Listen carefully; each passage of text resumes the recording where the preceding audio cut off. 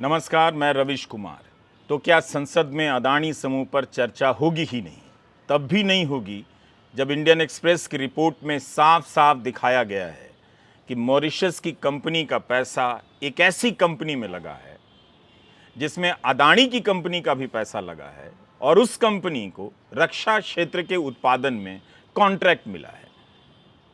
Mauritius की company का पैसा किसका है, इसकी जानकारी किसी को नहीं है।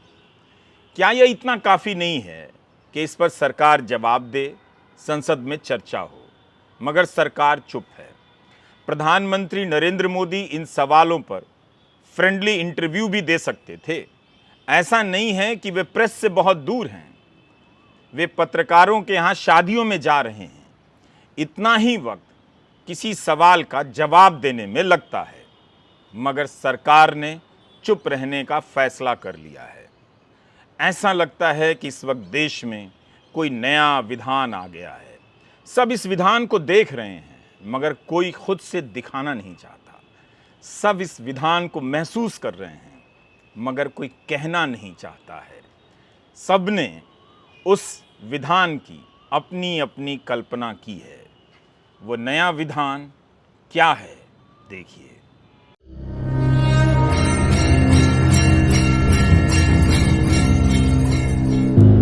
ऐसा लग रहा है कि भारत में एक नया विधान लागू हो गया है। इस नए विधान का नाम अदान है। यह विधान लिखित रूप में नहीं है, यह दिखाई भी नहीं देता है। इसलिए नए विधान के नए नियम क्या हैं, इसके बारे में आप जनता को हर समय खुद ही अंदाजा लगाते रहना होगा। इस अंदाजे के आधार पर अपने कर्तव्य तय करते रहने पड़ेंगे। इसलिए आपसे कभी गलती ना हो जाए, आप हमेशा अदान का बचाव करते रहें। अदान पर सवाल करने से जेल की सजा होगी और कोड़े बरसाए जाएंगे। अदान का विधान संविधान से ऊपर लगने लगा है। अदान का बचाव करना ही सर्वोच्च राष्ट्रीय कर्तव्य माना जाएगा। आज का भारत अदान के विधान का भारत है। अब भारत में सत्य निष्ठा का नाम अदान निष्ठा होगा। जिस तरह प्रधानमंत्री अदानी समूह पर लग रहे आरोपों पर चुप हैं, जांच एजेंसियां कार्रवाई नहीं कर रही हैं, संसद में बहस नहीं हो रही है, उससे यही लग रहा है कि भारत में कोई नया विधान आ गया है जिसका नाम अदान है। पूरा मामला ही संविधान के तहत बनी एजेंसियों की स्वायत्तता और स्वतंत्रता की हैसियत को ठोकर मार रहा है। धर्म के नाम पर राष्ट्र बनाते बनाते अब अदान का विधान लागू करने लगे। क्या हम हिंदू राष्ट्र के नाम पर अदान राष्ट्र बनता हुआ देख रहे हैं? पहली बार हो रहा है जब धर्म की राजनीति बचाने के लिए अधर्म को बचाया जा रहा है। अदान के विधान में जांच एजेंसियों के लिए अघोषित नियम तय कर दिए गए लगते हैं। सभी जांच एजेंसियों के प्रमुख को अदान का सम्मान करना होगा। अपने सम्मान को प्रकट करने के लिए उन्हें देखना होगा कि उनके दफ्तर की गाड़ी भी अदान के दफ्तर के 3 किलोमीटर के दायरे में ना जाए। मजाक बनाकर रख दिया गया है। इस पूरे मामले को देखकर ऐसा लग रहा है कि अदानी ही इस देश के विधान है। चाहे जितनी रिपोर्ट आ जाए, सरकार जांच नहीं करेगी, संसद में बहस नहीं होगी। आप सभी को अदान युक्त नया भारत मुबारक हो। नया विधान मुबारक हो। अदान मुबारक हो। अदान के विधान का यह राजकीय चिन्ह है। राजकीय चिन्ह है। राजकीय चिन्ह है। ठीक से देख लीजिए। अदान बंदर। नियम एकदम सरल है, याद कर लीजिए।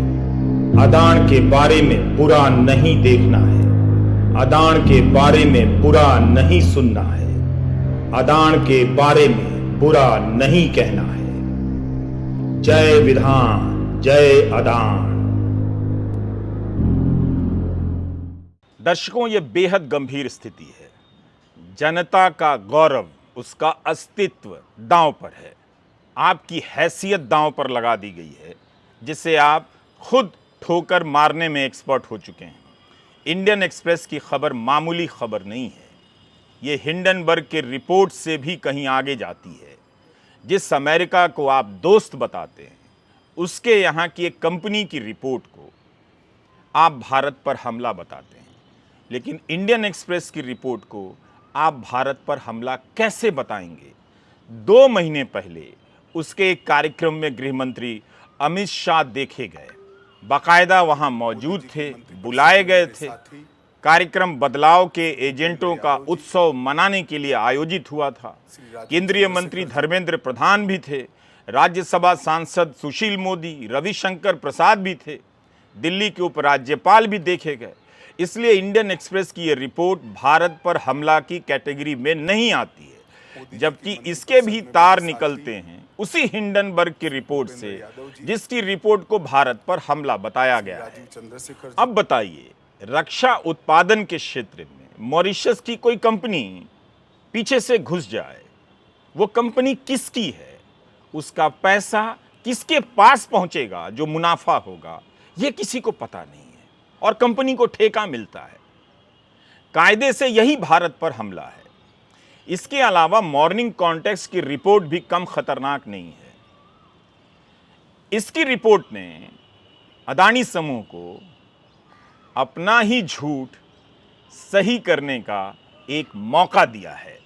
इसकी रिपोर्ट आई कि अंबुजा सीमेंट और एसीसी सीमेंट के मालिक गौतम अदानी नहीं हैं, विनोद अदानी हैं। जिस विनोद अदानी से अदानी समूह ने अपना किसी भी प्रकार का संबंध नहीं होने का दावा किया था। सीएनबीसी चैनल ने 15 मार्च को रिपोर्ट किया है कि अदानी समूह ने चैनल को बताया है कि अंबुजा सीमेंट्स और एसीसी का अधिग्रहण करने वाले एंडेवर ट्रेड एंड इन्वेस्टमेंट पर विनोद अदानी का नियंत्रण है और इसके मालिक अदानी समूह हैं। सीएनबीसी ने यह भी लिखा है कि इस जवाब से साफ होता है कि अदानी समूह और विनोद अदानी को एक ही इकाई के रूप में देखा जाना चाहिए। चैनल ने लिखा है कि 413 पन्ने के जवाब के माध्यम से बताया गया था कि दोनों में कोई करीबी संबंध नहीं है, लेकिन अदानी के प्रवक्ता के नए बयान के बाद इस धारणा में बदलाव हो गया है। लिखा है कि हम इस पर डिबेट करते रह सकते हैं कि अदानी समूह को विनोद अदानी की इकाइयों से लेन देन को सार्वजनिक करना चाहिए था या नहीं, मगर अब इस बात में कोई संदेह नहीं रह गया है कि विनोद अदानी अदानी समूह का ही हिस्सा हैं। तो अब भी संसद में चर्चा नहीं होगी। 413 पन्नों के जवाब को जब अदानी समूह का अंतिम जवाब मान लिया गया, तब भी हिंडनबर्ग के एंडरसन ने इसे झूठ का पुलिंदा कहा था। अब अदानी भी प्रेस कॉन्फ्रेंस कर बताएं कि पहले क्यों ऐसा कहा था कि विनोद अदानी का प्रबंधन से कोई लेना देना नहीं, और अब जो जवाब दे रहे हैं उस पर उनका क्या कहना है। अमेरिका होता तो इसी बात पर गौतम अदानी को वहाँ की संसद में हाजिर कर दिया जाता और जो सफाई दे रहे होते उसे पूरे देश में प्रसारित किया जा रहा होता। यहाँ तो गौतम अदानी के पास अपना न्यूज़ चैनल भी है, जब चाहें आकर राष्ट्र के नाम संदेश दे सकते हैं, मगर वे भी अब नहीं बोल रहे हैं। रक्षा उत्पादन से जुड़ी कंपनी में मॉरिशस की कंपनी का पैसा लगा है, वो पैसा किसका है ये भारत सरकार नहीं जानती है। कमाल है। और इस कंपनी को, इतने सवालों और संदेहों से घिरी इस कंपनी को सपोर्ट करने के लिए आपसे कहा जा रहा है कि भारत पर हमला हो रहा है। आपको समर्थन में उतार दिया गया और खुद ही सरकार गायब हो गई, बीजेपी के नेता गायब हो गए। लंदन में राहुल गांधी ने क्या बोला, इस पर बीजेपी माफ़ी मांग रही है, लेकिन अदानी पर जो राहुल ने सवाल उठाए हैं उस पर राहुल से माफ़ी क्यों नहीं मांग रही है। राहुल केवल अदानी पर तो आरोप नहीं लगा रहे, प्रधानमंत्री मोदी पर भी लगा रहे हैं, तब तो और माफ़ी की मांग करनी चाहिए थी।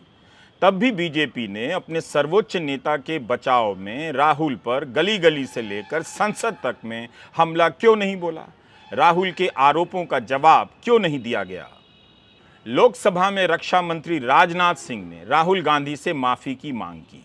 रक्षा मंत्रालय को लेकर इतनी बड़ी रिपोर्ट आ गई है, कोई बयान तक नहीं आया है। सरकार बता नहीं पा रही है कि मॉरिशस वाली कंपनी किसकी है, पैसा किसका है, कैसे इसे डिफेंस में काम मिल गया। क्या राजनाथ सिंह अब इस रिपोर्ट को लेकर इंडियन एक्सप्रेस को ललकारेंगे कि माफ़ी मांगो, या एक्सप्रेस समूह में भी छापा पड़ने वाला है? सरकार जवाब क्यों नहीं दे रही है कि एक्सप्रेस की रिपोर्ट पर उसका क्या पक्ष है? दरअसल हिंदी प्रदेश को इन खबरों से दूर रखना है। इससे वोट का हित तो सधता होगा, लेकिन इसके बाद भी देश का हित नहीं सधता है। रक्षा के उत्पादन के काम में ऐसी कंपनी कैसे घुस गई जिस पर एक्सप्रेस की रिपोर्ट में संदेह किया गया है कि इसका मालिक कौन है, किसी को पता नहीं। अंतिम लाभार्थी कौन है, कोई नहीं जानता। फिर भी उस कंपनी को कैसे काम मिला? यही रिपोर्ट अगर यूपीए के समय में आई होती तो रामलीला मैदान में अनशनों का सिलसिला चल रहा होता और सारे न्यूज़ चैनल सुबह 6 बजे से लेकर रात के 12 बजे तक सीधा प्रसारण कर रहे होते। मगर चैनलों से ये खबर गायब कर दी गई है। 29 दिनों तक कांग्रेस ने 87 सवाल पूछे हैं अदानी समूह को लेकर, एक भी सवाल का जवाब नहीं आया है। स्मृति ईरानी को इन आरोपों की धज्जियां उड़ाने में कोई मुश्किल तो नहीं होनी चाहिए। वो क्यों नहीं उड़ाने आ रही हैं? रक्षा मंत्री जब माफी मांगने के लिए आ रहे हैं, वो भी राहुल गांधी से, जिनकी पार्टी राहुल गांधी को कुछ नहीं समझती है, तो राहुल गांधी के अदानी पर उठाए गए सवालों को लेकर रक्षा मंत्री या स्मृति ईरानी क्यों नहीं जवाब देती हैं? पत्रकार रवि नायर ने अपने ट्विटर हैंडल में एक पते की बात कही है। लिखा है कि मोदी सत्ता में इस वादे के साथ आए कि वे भ्रष्ट नहीं हैं और अगर जीत गए तो भारत से भ्रष्टाचार मिटा देंगे। 9 साल से सत्ता में हैं। मोदी ने कभी भी अपने ऊपर या अपनों पर लगे आरोपों की जांच के आदेश नहीं दिए। 40% commission, Rafale, Adani, PM care fund वगैरह वगैरह, आखिर वे डरे क्यों हुए हैं? अब देखिए, बात बात में राष्ट्रहित की राजनीति करने वाली बीजेपी भी सत्ता हित की खातिर सड़क पर नहीं उतर रही है। वो ये सवाल नहीं कर रही है कि प्रधानमंत्री जी, यह संदेह गंभीर है। मोहन भागवत सवाल नहीं कर रहे हैं, प्रधानमंत्री जी, हम तो रक्षा से समझौता ना करने वाली विचारधारा के लोग हैं। अगर ये संदेह हुआ है तो इसका निराकरण करना चाहिए, संयुक्त संसदीय समिति से जांच करानी चाहिए और सभी सवालों के जवाब दिए जाने चाहिए। मगर चुप्पी साध ली है। बात बात में कहने वाली सरकार कि हम सभी विषयों पर चर्चा के लिए तैयार हैं, इस विषय पर चर्चा क्यों नहीं करा रही? ये और बात है कि विपक्ष जिन नियमों के तहत चर्चा चाहता है, सरकार अक्सर उन नियमों की बात नहीं मानती है। लेकिन यहाँ तो दोनों ही स्थिति नजर नहीं आती है। क्यों नहीं सरकार अदानी समूह पर चर्चा के लिए अपनी तरफ से किसी दूसरे नियमों के तहत चर्चा का प्रस्ताव पेश करती है? इस समय अदानी समूह को लेकर चर्चा की मांग हो रही है ताकि विपक्ष के सांसद देश को बता सकें कि क्यों संयुक्त संसदीय समिति से ही जांच हो। वे इस बात के प्रमाण रखेंगे, तर्क रखेंगे, तभी जनता संतुष्ट होगी कि क्यों इसकी मांग की जा रही है। आखिर यह व्यवस्था संसदीय प्रावधान का हिस्सा इन्हीं सब दिनों के लिए तो की गई होगी। जब जांच एजेंसियां अपना इकबाल खो देंगी, उनके निष्पक्ष होने पर सवाल बढ़ते जाएंगे, तब फिर जांच का क्या मतलब रह जाएगा? क्या जांच के सारे दरवाजे बंद कर दिए जाएंगे? शायद उन्हीं दिनों के लिए संयुक्त संसदीय समिति की व्यवस्था की गई थी। यहाँ तो सरकार अपनी तरफ से भी कोई जांच नहीं कर रही है। बाकायदा लोकसभा में लिखित रूप में दे दिया कि कोई जांच नहीं हो रही है। क्या अदानी वाकई सुप्रीम हो गए हैं? सचमुच भारत में कोई नया विधान आ गया है जिसका नाम अदान है? आखिर विपक्ष करे भी तो क्या करे? कांग्रेस ने जिला मुख्यालय से लेकर ब्लॉक स्तर पर इस मुद्दे को लेकर कई आंदोलन किए, राजभवन तक मार्च किया। विपक्षी दलों के सांसदों ने जब ईडी के दफ्तर तक मार्च करना चाहा तो पुलिस ने विजय चौक पर रोक दिया। कहा 144 लगी है। नियम है कि ईडी बिना पुलिस शिकायत के काम नहीं करती, इसलिए विपक्षी दलों के नेता अपने दस्तखत के साथ आधिकारिक रूप से शिकायत दर्ज कराना चाहते थे ताकि जांच शुरू हो सके। तो ऐसा क्या हो जाता अगर सांसद ईडी के प्रमुख से मिल लेते, जिनके सेवा विस्तार को लेकर सुप्रीम कोर्ट में मामला चल रहा है? इस मार्च में टीएमसी और एनसीपी के नेता मौजूद नहीं थे, पर कांग्रेस राज्यसभा सांसद प्रमोद तिवारी ने कहा कि 200 सांसद ईडी दफ्तर जाना चाहते थे। कांग्रेस ने कहा कि 18 पार्टियों के सांसद ईडी अध्यक्ष को मेमोरेंडम देना चाहते थे, लेकिन रोक दिया गया, तो हम एक एक करके जाकर अध्यक्ष से मिलकर जांच की मांग करेंगे। फिलहाल विपक्ष का पत्र ईडी के अध्यक्ष को प्रमुख को ईमेल कर दिया गया है। तमाम विपक्षी दलों की मांग इसी तरह से ठुकराई जा रही है। इसके बाद भी सरकार दुहाई दे रही है कि विदेशों में जाकर कहना लोकतंत्र खतरे में है, भारत का अपमान हो गया। विपक्षी पार्टियों ने जेपीसी को लेकर आपस में कई बार बैठकें की, जो ये दर्शा भी रहा है कि वे अपनी मांग को लेकर गंभीर हैं। ये केवल कांग्रेस की मांग नहीं है, कई दल शामिल हैं, जैसे DMK, JDU, AAP, CPM, KC, RLD, NCP, NC, CPI, IUML, SS, Uddhav, MDMK, RSP, RJD, JMM, सभी इसमें शामिल हैं। हमारी मांग शुरू से आज तक जेपीसी की है, और जितनी इंक्वायरीज हो उतनी कम हो। क्यों नहीं हम ईडी जाएंगे साहब। हम चाहते हैं इस पर एक विस्तृत जांच हो, जेपीसी बैठे, दूध का दूध और पानी का पानी हो जाए। किस विभाग का, किस डिपार्टमेंट का क्या रोल रहा है, सेबी का क्या रोल रहा है, आरबीआई की चुप्पी क्यों, ये तमाम बातें सामने आनी चाहिए। हमारी जो जेपीसी की मांग है, इनके परम मित्र के बारे में, अदानी जी के बारे में, उस मांग पर कोई समझौता नहीं हो सकता। हम ये मांग दोहराते रहेंगे। ये कितना ही विषय से भटकाएं आपको, हम नहीं भटकने वाले।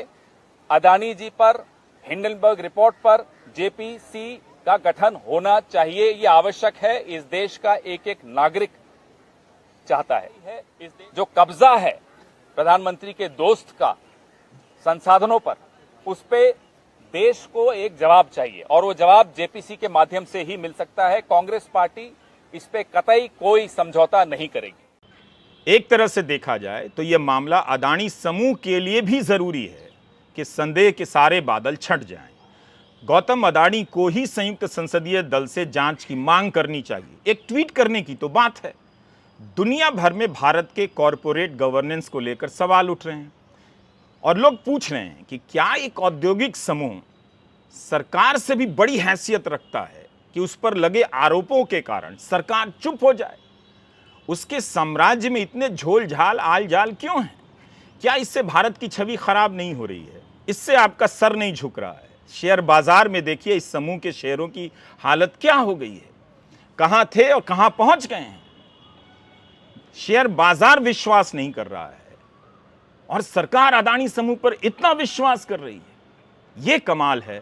यही बात लोग चाहते हैं कि हिंदी प्रदेश की जनता ना समझें, बाकी सब मैनेज हो जाएगा, इसलिए खबरों को रोका जा रहा है। विपक्ष की हालत यह हो गई है कि वो मीडिया का भी काम कर रहा है। राहुल गांधी सांसद हैं, कायदे से उन्हें सांसद का काम करना चाहिए, मगर अब वे रिपोर्टर का भी काम करने लग गए हैं। अदानी पर ट्वीट करते करते राहुल गांधी अब एक एंकर और रिपोर्टर बन गए हैं। उन्होंने अपने YouTube चैनल पर अदानी पर लगे आरोपों की हिंदी में पूरी रिपोर्ट तैयार करवाई है। रिपोर्ट के हिस्से में वॉइस ओवर तो किसी और का है, मगर बीच बीच में एंकर और रिपोर्टर की तरह राहुल आते हैं और अपनी बात रखते हैं। मीडिया ने विपक्ष को इस तरह से गलाबंद कर दिया है कि विपक्ष के सांसद अब रिपोर्टर और एंकर बनने लगे हैं। मीडिया विपक्ष को कुचल रहा है और भारत का विपक्ष एंकर और रिपोर्टर बन रहा है। अगर ये हताशा की स्थिति नहीं है तो फिर क्या है? विदेश में जाकर यही बात कहने से शर्म आती है तो उसी विदेश से खबर आती है कि भारत का मीडिया प्रेस की आज़ादी में सबसे नीचे है। क्या इससे आपका सर ऊंचा हो जाता है? जब विपक्ष को अपना YouTube चलाना है, सांसद को एंकर और रिपोर्टर बनना है, तो विपक्ष की सरकारें गोदी मीडिया को विज्ञापन क्यों दे रही हैं? ये सवाल उनसे भी पूछा जाना चाहिए। आखिर जनता का पैसा किसके लिए बर्बाद किया जा रहा है? मीडिया का एक हिस्सा आज अपनी आजादी की रक्षा के लिए लड़ रहा है, वहीं एक हिस्सा सत्ता के आगे सरेंडर कर चुका है। आज सच लिखने और बोलने की आजादी पर खतरा है। पेड न्यूज, फर्जी खबरें, टीआरपी घोटाला, सनसनी, पक्षपात और भेदभाव भरी खबरों ने उसकी छवि पर थोड़ा असर डाला है। हमारे संसदीय लोकतंत्र में सांसदों और मीडिया को सवाल पूछने का विशेषाधिकार है, लेकिन जब संसद में रखी अहम बातें प्रोसीडिंग से बाहर होने लगी, शायरी तक बाहर होने लगे, तो पीड़ा जरूर हमको होती है। मीडिया का एक तबका अंधविश्वास को बढ़ावा दे रहा है। गरीबी, रोजगारी, विषमता जैसे सवाल गायब हो रहे हैं। इलेक्ट्रॉनिक मीडिया एजेंडा चला रहा है। प्रेस की आजादी की रैंकिंग 2022 के आंकड़े अगर निकाले तो हमारा स्थान 125 पे है, 150 पे है। यानी 180 देशों में जहां पर प्रेस की आजादी है, तो वहां पर हमारा रैंकिंग 150 पे है। आज हेट स्पीच को मीडिया का एक तबका हवा देता है। सुप्रीम कोर्ट ने 21 सितंबर 2022 को पूछा था कि सरकार इस पर चुप क्यों है। ये भी कहा कि कुछ राजनीतिक दल घृणा भाषण की पूंजी बनाते हैं और टीवी चैनल एक मंच के तौर पर काम करते हैं। राहुल गांधी जी ने इस बात को लेकर भारत जोड़ो यात्रा निकाली थी, लेकिन मीडिया के एक तबके ने इसे नजरअंदाज किया। हाल में रायपुर में कांग्रेस का महाधिवेशन हुआ, जिसमें मुझे अध्यक्षता करने का अवसर मिला था, लेकिन 10,000 से ज्यादा अधिक नेता कार्यकर्ता वहां जुटे थे। उसे संसद टीवी और सरकारी प्रचार माध्यमों में एक थोड़ी सी भी जगह मुझे नहीं मिली। आज संविधान और लोकतंत्र के सामने बड़ा खतरा, और हम सभी उसकी लड़ाई लड़ रहे हैं। इसमें मीडिया का रोल बहुत महत्वपूर्ण है। अदानी समूह को लेकर राहुल गांधी ने अपनी पार्टी को जोखिम में डाल दिया है। आप खबरों को पलट कर देखिए, इलेक्टोरल बॉन्ड से जुड़ी तमाम खबरों को देखिए। हजारों करोड़ रुपए के चंदे आए हैं, गुमनाम चंदे हैं ये सब। जनता नहीं जान सकती है कि किसने कितना 100 करोड़ रुपया चंदा बीजेपी को दिया है। ज्यादातर चंदा बीजेपी के हिस्से में जाता है। आने वाले दिनों में तमाम विपक्षी दल आर्थिक रूप से भी बीजेपी का मुकाबला करने की हालत में नहीं रहेंगे। ये हालत हो जाएगी। सबसे बड़े औद्योगिक घराने से लोहा लेना, ऐसी स्थिति में जब विपक्षी दल चंदे के लिए तरस रहे हों, यह सामान्य राजनीतिक जोखिम नहीं है। इसके बाद भी राहुल गांधी ने हर दिन अदानी समूह को लेकर सवाल उठाए हैं। इस बात को गोदी मीडिया के एंकर ही बेहतर समझ सकते हैं कि नौकरी के लिए क्या क्या नहीं बोलना पड़ता है। कुछ दिनों तक राहुल के आरोपों के जवाब में यह ढूंढ कर लाया गया कि कांग्रेस के राज में भी अदानी सक्रिय हैं। अदानी समूह राजस्थान में भी तो निवेश कर रहा है। अदानी भी ये बात कहने लगे। इसके बाद भी राहुल गांधी नहीं रुके। वे अदानी को लेकर कांग्रेस में कई बार अकेले पड़ते दिखे, मगर बोलते चले गए। लेकिन 24 जनवरी को हिंडनबर्ग की रिपोर्ट के बाद से जितनी भी मीडिया रिपोर्ट आई है और आ रही हैं, सब में राहुल के सवालों की झलक मिल जाती है। उनके आरोप हवा में लगाए गए आरोप नहीं लगते। बात बात में राहुल को चीन से जोड़ देने वाला गोदी मीडिया और बीजेपी अदानी पर राहुल के आरोपों को चीन से भी नहीं जोड़ पा रहा है, क्योंकि किसी भी तरह से कोई अदानी समूह पर लग रहे आरोपों पर हाथ नहीं लगाना चाहता। क्या सबको भीतर भीतर पता है कि राहुल की बात पर जनता भले न यकीन करे, मगर बात सही है। 4 मंत्रियों ने मेरे ऊपर आरोप लगाया है, हाउस में आरोप लगाया है, तो मेरा हक है कि मुझे पार्लियामेंट हाउस में अपनी बात रखनी देनी चाहिए। क्लैरिटी नहीं है, मगर मुझे नहीं लगता है कि मुझे बोलने देंगे। मैं होपफुल हूं कि कल मुझे बोलने दें। आज 1 मिनट के अंदर, मेरे आने के बाद 1 मिनट के अंदर उन्होंने हाउस को अडजर्न कर दिया। आइडिया यह है कि जो मैंने भाषण कुछ दिन पहले पार्लियामेंट हाउस में दिया, अदानी जी के बारे में और जो नरेंद्र मोदी जी और अदानी जी का रिश्ता है उसके बारे में मैंने सवाल पूछे। उस भाषण को पार्लियामेंट हाउस में पूरा एक्सपंज कर दिया गया। ये पूरा मामला डिस्ट्रैक्ट करने का मामला है। सरकार और प्रधानमंत्री जो अदानी जी का मुद्दा है उससे डरे हुए हैं और इसीलिए उन्होंने ये पूरा तमाशा प्रिपेयर किया है। और मुझे लगता है कि वो मुझे पार्लियामेंट हाउस में नहीं बोलने देंगे, क्योंकि जो मेन सवाल है वो अभी भी टेबल पे है। अदानी जी और प्रधानमंत्री का रिश्ता क्या है, जो डिफेंस कॉन्ट्रैक्ट्स अदानी जी को दिए जा रहे हैं वो क्यों दिए जा रहे हैं।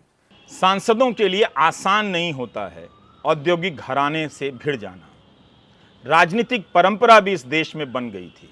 सांसद उद्योगपतियों के बारे में अमूमन नहीं बोला करते थे, कुछ अपवाद जरूर हैं, लेकिन राहुल गांधी के बाद से अब कई सांसदों ने निजी तौर पर भी जोखिम उठाना शुरू किया है और अदानी समूह पर बोलने के कारण अपनी पार्टी को जोखिम में डालते चले जा रहे हैं। 13 मार्च को महुआ मोइत्रा ने ट्वीट किया कि अदानी समूह और उनकी जनसंपर्क टीम व्हाट्सएप पर उनके खिलाफ अश्लील अभियान चला रही है। महुआ ने लिखा कि किसी बेहतर पीआर एजेंसी से काम लीजिए जो जासूसी में दक्ष भी हो। एक सांसद के खिलाफ ऐसा कौन कर रहा होगा, इसी की जांच हो जानी चाहिए। जिस तरह से तृणमूल कांग्रेस की सांसद महुआ मोइत्रा अदानी समूह को लेकर ट्विटर पर सवाल किए जा रही हैं, इसे देखते हुए चर्चा चल पड़ी है कि महुआ मोइत्रा भी जल्दी जेल में जा सकती हैं या फिर उनकी साड़ी से लेकर पर्स, बैग, चश्मे, सैंडल तक की रसीद मांगकर मनी लॉन्ड्रिंग का केस दर्ज कर दिया जाएगा।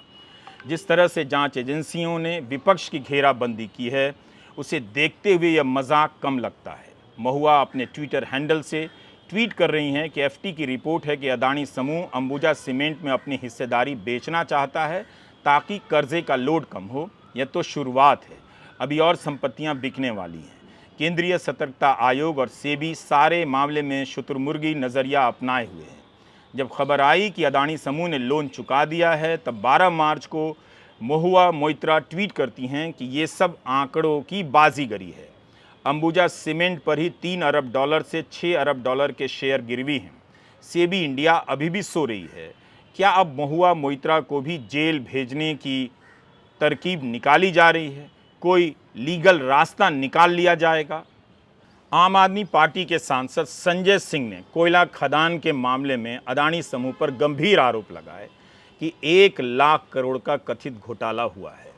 संजय सिंह की पार्टी के 2 नेता जेल में हैं। इसके बाद भी संजय सिंह अदानी समूह को लेकर सवाल उठा रहे हैं।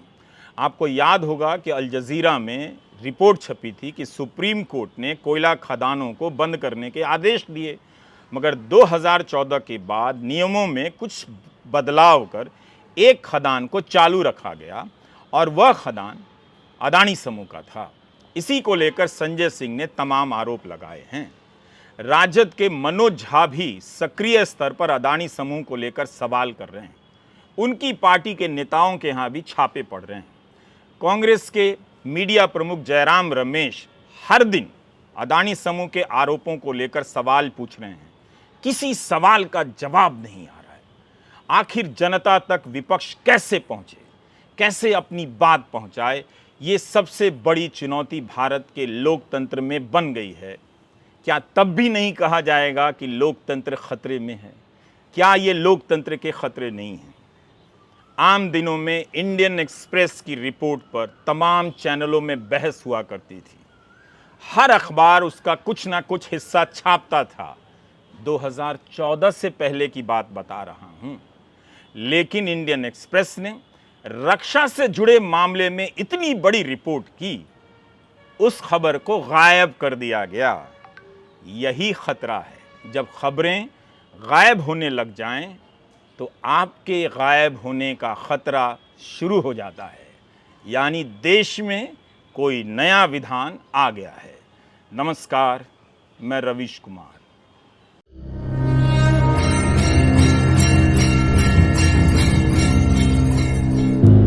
ऐसा लग रहा है कि भारत में एक नया विधान लागू हो गया है।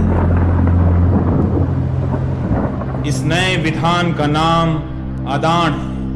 यह विधान लिखित रूप में नहीं है, यह दिखाई भी नहीं देता है।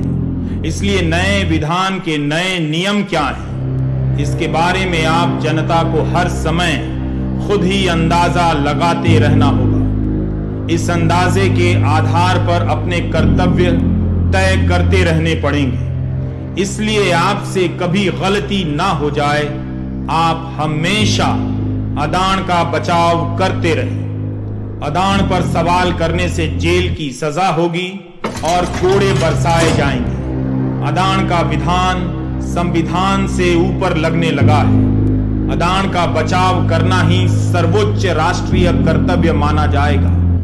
आज का भारत अदान के विधान का भारत है। अब भारत में सत्य निष्ठा का नाम अदान निष्ठा होगा। जिस तरह प्रधानमंत्री अदानी समूह पर लग रहे आरोपों पर चुप हैं, जांच एजेंसियां कार्रवाई नहीं कर रही हैं, संसद में बहस नहीं हो रही है, उससे यही लग रहा है कि भारत में कोई नया विधान आ गया है जिसका नाम अदान है। पूरा मामला ही संविधान के तहत बनी एजेंसियों की स्वायत्तता और स्वतंत्रता की हैसियत को ठोकर मार रहा है। धर्म के नाम पर राष्ट्र बनाते बनाते अब अदान का विधान लागू करने लगे। क्या हम हिंदू राष्ट्र के नाम पर अदान राष्ट्र बनता हुआ देख रहे हैं? पहली बार हो रहा है जब धर्म की राजनीति बचाने के लिए अधर्म को बचाया जा रहा है। अदान के विधान में जांच एजेंसियों के लिए अघोषित नियम तय कर दिए गए लगते हैं। सभी जांच एजेंसियों के प्रमुख को अदान का सम्मान करना होगा। अपने सम्मान को प्रकट करने के लिए उन्हें देखना होगा कि उनके दफ्तर की गाड़ी भी अदान के दफ्तर के 3 किलोमीटर के दायरे में ना जाए। मजाक बनाकर रख दिया गया है। इस पूरे मामले को देखकर ऐसा लग रहा है कि अदानी ही इस देश के विधान है। चाहे जितनी रिपोर्ट आ जाए, सरकार जांच नहीं करेगी, संसद में बहस नहीं होगी। आप सभी को अदान युक्त नया भारत मुबारक हो, नया विधान मुबारक हो, अदान मुबारक हो। अदान के विधान का यह राजकीय चिन्ह है, राजकीय चिन्ह है, राजकीय चिन्ह है। ठीक से देख लीजिए। अदान बंदर। नियम एकदम सरल है, याद कर लीजिए। अदान के बारे में बुरा नहीं देखना है, अदान के बारे में बुरा नहीं सुनना है, अदान के बारे में बुरा नहीं कहना है। जय विधान, जय अदान।